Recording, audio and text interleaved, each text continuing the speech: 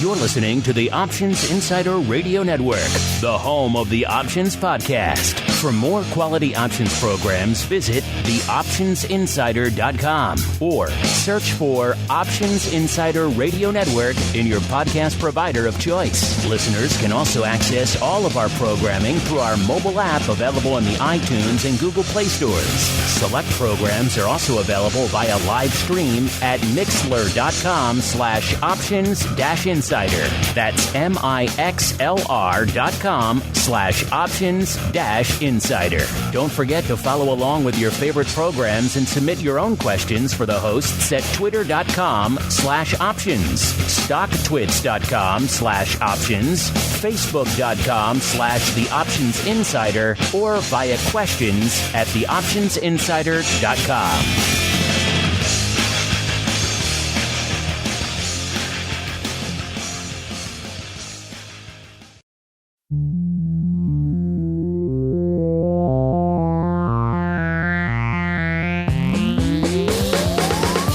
Join us now for the expert source for inside information on the options markets. It's time for Options Insider Radio with your host, Mark Longo.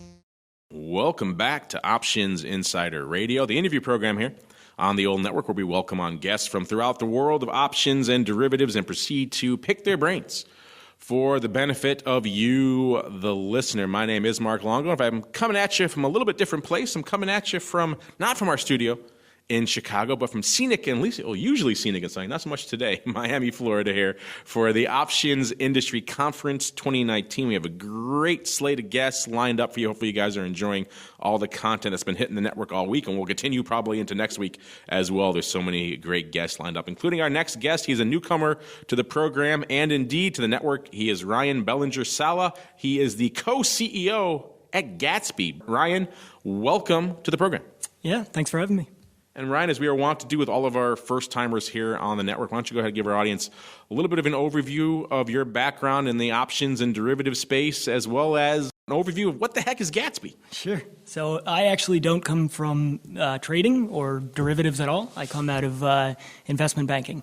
So I spent the first 5 years... I'm sorry, this interview is over. Yeah, I know. I'm as ashamed as you are. I spent the first 5 years of my career in the sort of online side of investment banking, equity crowdfunding kind of world. That industry sort of petered out as an industry as a whole sometime around 2016. And I ended up being in the same room with my co-founder at the same time. And we were browsing Reddit, and somehow we caught the video of the United Airlines passenger in 2017 getting beat up and dragged off a flight by a air security. And both of us looked at each other and said, any 2-year-old could tell you what's going to happen to United Airlines stock, but neither of us, both crypto traders, both equity traders, neither of us could tell you how to short a company. So did a little research, figured out that buying puts was the way to go, stumbled over to one of the big brokerage firms. 40 minutes of suitability later and $5,000 account minimum, we got in, and the user interface was just not something that I was going to be able to get my head around. And that got us thinking that, options are a very powerful tool for young investors. They tend to be opinionated, they follow the news, they generally have small amounts of money that they want to dial up the leverage on. But adoption of options has been low traditionally, and it's specifically low among millennials. Our goal is to try to strip out the jargon and reimagine what a pure options platform looks like in 2019 in a way that makes it approachable to your average equity trader or crypto trader. So it's essentially, I guess, a scaled-down, focused version of options, stripping away no iron condors, no obtuse terms like that, and trying to make it a little more, I guess, like I said, approachable for a new clientele? Exactly. And we see ourselves in the lineage of the last round of pure options brokerages, right? So there was Options House, Options Express, Thinkorswim. We really believe that they've all been kind of gobbled up and it's time for... They are all past tense now, yes. Yeah, exactly. And, historically, the platforms that move the needle in the options market, the guys that bring new people into the space are the pure options platforms. So, we have a little bit of a different take on it. We're trying to bring, we're kind of going after the bottom of the pyramid, trying to bring new traders in.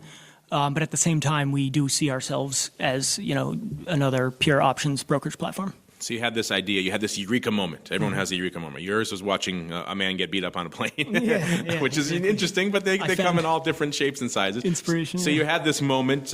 How did you proceed from there? Did you go make an app? Did you go out and try to raise funding? What was the path to starting Gatsby? Yeah, so I spent about a week kicking the idea around, and the first thing I did was admit that I just don't know enough about options to start a company on my own, which is a tough thing for millennials to do, admit they don't know something, but I did it.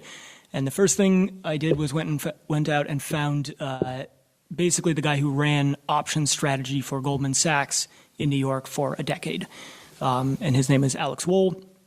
Pitched him the idea, he loved it immediately. Came in, he was our first investor and has been a very hands-on advisor to the company for, the last year. After him, so we kind of picked his brain, spent the better part of 3 months pulling ideas out of his head and putting them into, the very beginning stages of an application. And then we actually went over to Techstars, which is a business accelerator that operates in a whole bunch of cities. The next Techstars program to start. We're kind of moving real fast at this point. So the next Techstars program to start was the London Barclays program. So we went over to London, spoke to the MD of the London Barclays Techstars. Program started in 3 days, and he told us, if I can get you into the program, will you move to London in 3 days? So we said, absolutely, went home, both told our girlfriends that we were moving to London for 3 months, and that kind of kicked off our fundraising history. And since then, we've raised about $1.2 million, just closing out our seed round now, and the plan is to use that to get our broker-dealer online and then to do a general launch sometime in before the summer. We've seen approaches like this in the past. I think most recently, Trading Block tried it. Because you're right, the terminology is obtuse. It's not exactly approachable for a new class of investor. So instead of saying, hey, do you want to buy a call, just say, hey, are you bullish? Is that kind of the approach you're taking with, what is your outlook on underlying X, and then here are some suggested ways to do it? Is that how you're going about it? Yeah, so we are broker-dealer, so we're not allowed to give too much advice. But what we want to kind of demonstrate to people is that options at their core, at least long options, are relatively simple. They seem, daunting. They're very difficult to feel comfortable with. But at their core, there's really only 4 decisions that you have to make. So we've really boiled the process down to pick a company, puts or calls. The platform is long options only, so you're buying puts, buying calls. Pick an expiration date, and pick a strike price. And once you get through those 4 steps, the last screen before you execute your order is a table of possible outcomes.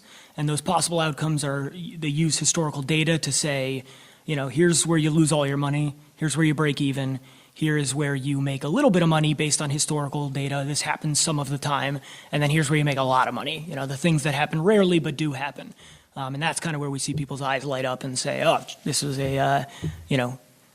a simple enough process, and our goal really is to make the process of getting in, registering, opening an account, funding, and trading happen in less than 2 minutes. And so I imagine since you're going for that millennial audience, it's going to be primarily app and mobile based, or is it going to be? It's mobile only. It's iOS and Android. There is no web app for now. That's probably going to be the case for the near future. I'm sure at some point we'll put a web app together, but for now it's iOS and Android. And obviously, Robinhood's going after that same audience. They have an options offering now. Do you guys see yourselves really as the sole options focus and the lack of jargon? Is that really where you guys see yourself as differentiating yourselves? Yeah. So the biggest differentiator is the social aspect of Gatsby. That's a really important part of the platform, is getting trade inspiration and sort of crowdsourcing your due diligence based on what other people on the platform are doing. Robinhood, I love Robinhood. I'm a Robinhood user from day one.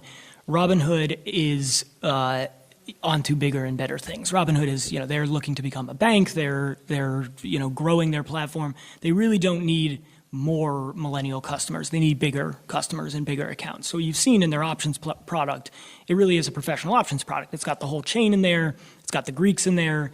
It's limit orders only. It is really trying to bring customers over from other brokerage platforms. We are, sort of in the mode that Robinhood was in back in 2014 when they were in account acquisition mode.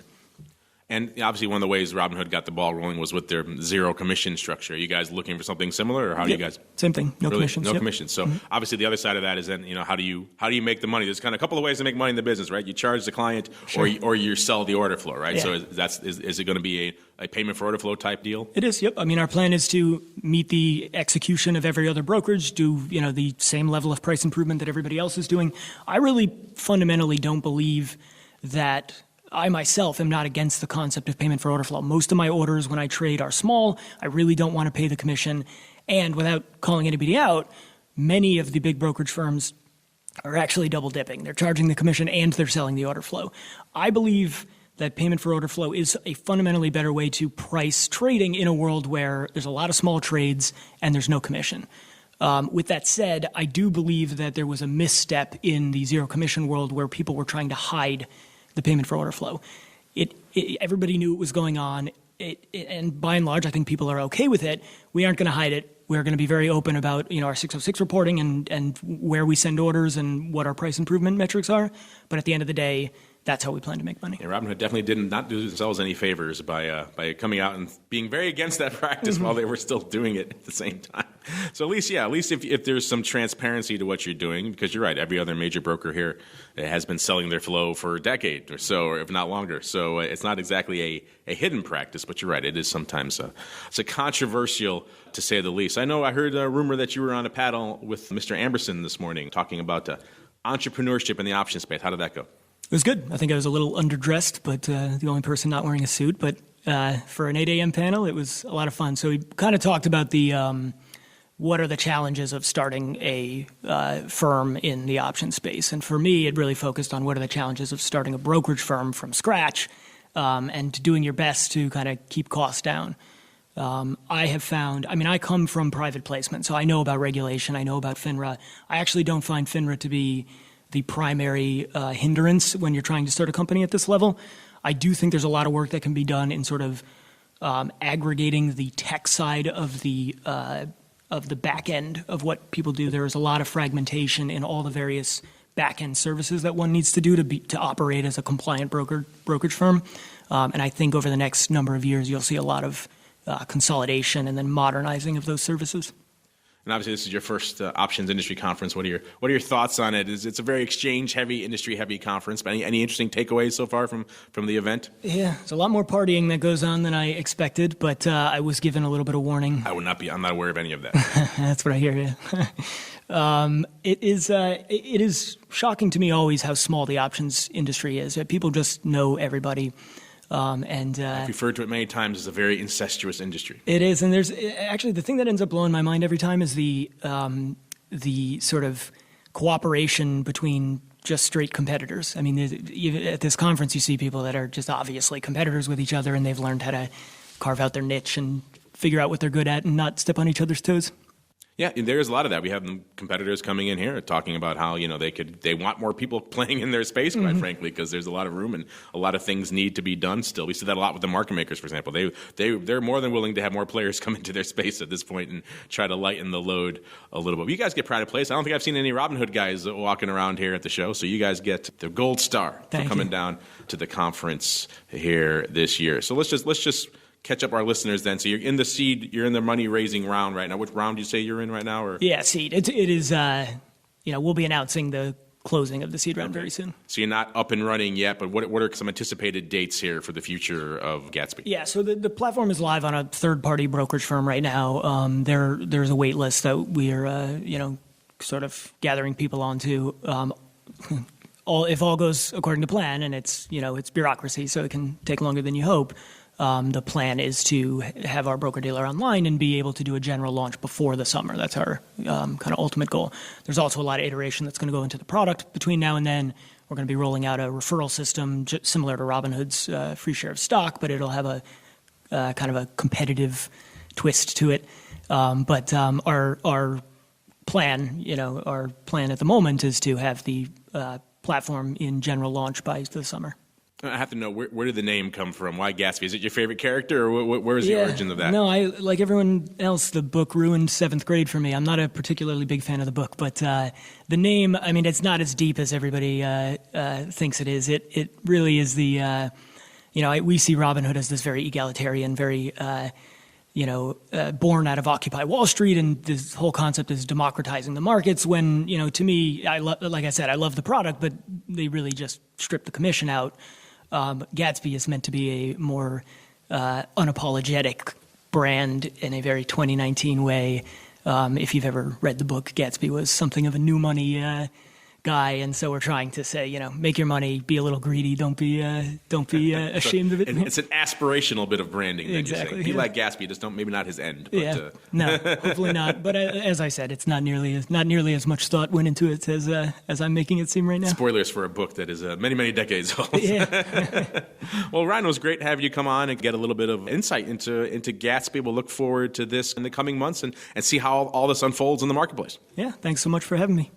You're listening to the Options Insider Radio Network, the home of the Options Podcast. For more quality options programs, visit theoptionsinsider.com or search for Options Insider Radio Network in your podcast provider of choice. Listeners can also access all of our programming through our mobile app available in the iTunes and Google Play stores. Select programs are also available via live stream at mixlr.com/options-insider.